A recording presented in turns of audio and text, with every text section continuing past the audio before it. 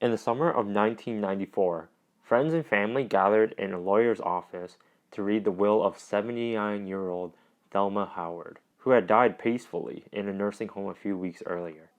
Thelma lived a modest life, and she worked as Walt Disney's personal housekeeper for over 30 years. She cooked all the meals, cleaned the house, and helped raise his two daughters.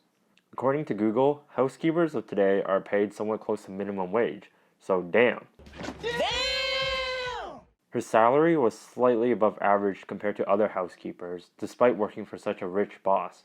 So she was definitely not being paid at a level that would make her rich. Even then, Thelma lived such a life that even the closest people to her had no idea that she was so rich until the day she had passed away. Thelma's lawyers announced that she had a multi-million-dollar stock portfolio. So how the hell did a housekeeper end up with millions of dollars? Trust me, it's the magic of Disney fairy godmothers. To really understand where her money's coming from, we have to know a little bit more about her background. Thelma Howard was born in 1915 to a family of poor farmers in Idaho.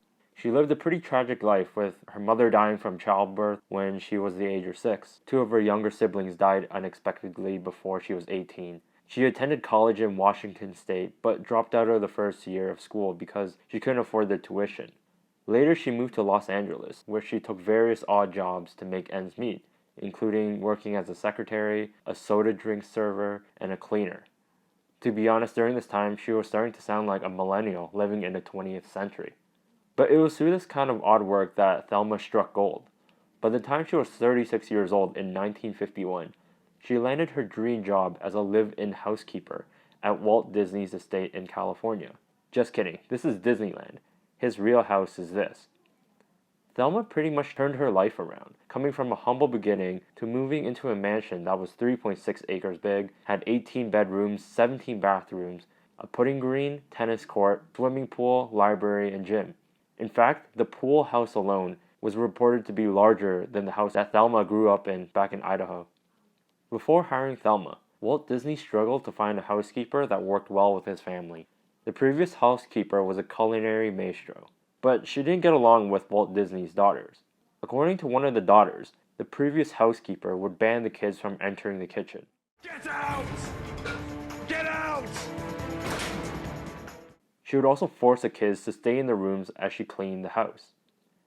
Things were different with Thelma. She would often encourage the daughters to keep her company in the kitchen while she prepared 3-course dinners every night. Also, Thelma kept Walt Disney happy by ensuring his favorite snack, hot dogs, were always stocked by the time he arrived home from work. Not hot dog? Wait, what the fuck? Eh?